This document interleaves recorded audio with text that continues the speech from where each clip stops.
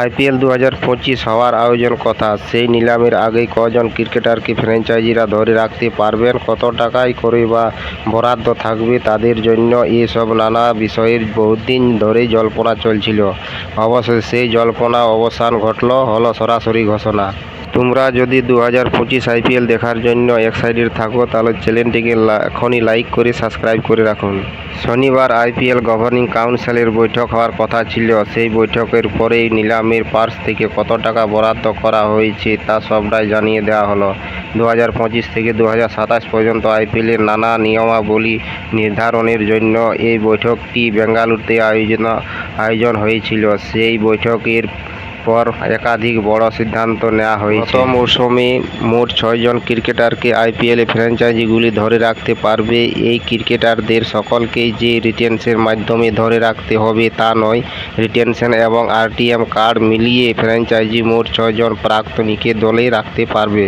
তবে শর্ত একটা, যে সেই 6 জন ক্রিকেটারের মধ্যে দেশি ও বিদেশি মিলিয়ে মোট 6 জন আন্তর্জাতিক ক্রিকেট খেলা তারকা এবং সর্বোচ্চ 2 জন আনক্যাপড ক্রিকেটকে ধরে রাখা যাবে। নিলামের জন্য বরাদ্দ টাকাও বেড়েই 120 কোটি টাকা করা হয়েছে। পরের মৌসুমের জন্য খেলোয়াড়দের ম্যাচ ফি কথা ঘোষণা করা হয়েছে। সেই জন্য বাড়তি পারফরম্যান্স পে এবং নিলামের জন্য বরাদ্দ টাকার সঙ্গে এই টাকা ম্যাচ ফি টাকাও যোগ করা হবে।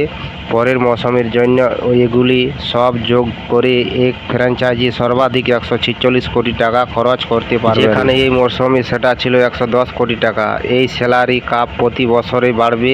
2026 মৌসুমের জন্য 146 কোটি টাকা বেড়ে হবে 151 কোটি টাকা এবং তারপরেই মৌসুমে সেটা বাড়বে 157 কোটি টাকা। ম্যাচ ফি বরাদ্দ প্রতিটি খেলোয়াড়কে 7.5 লক্ষ টাকা করে দেওয়া হবে। ইম্প্যাক্ট সবদের জন্য একই টাকা দিতে হবে। এর জন্য ফ্র্যাঞ্চাইজিগুলি মোট 12.60 কোটি টাকা বরাদ্দ করবে বলে আগেই ঘোষণা করে দিয়েছেন।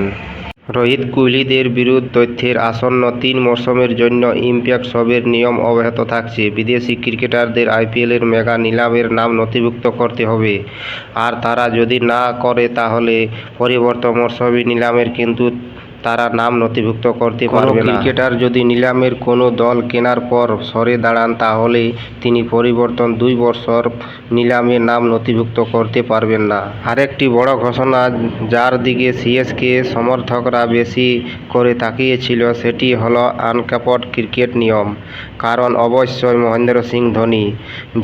জানানো হয়েছে যে কোনো ক্রিকেটার উক্ত আইপিএল মরশুমের আগে 5 বছর যদি কোনো আন্তর্জাতিক দলের প্রথম একাদশে না থাকেন বা তার যদি বিসিসিআইয়ের সঙ্গে কোনো বার্ষিক চুক্তি না থাকে তাহলে তাকে আনক্যাপড ক্রিকেট হিসাবে গণ্য করা হবে। তবে এই নিয়মটাই কেবল ভারতীয় ক্রিকেটারদের জন্যই প্রযোজ্য।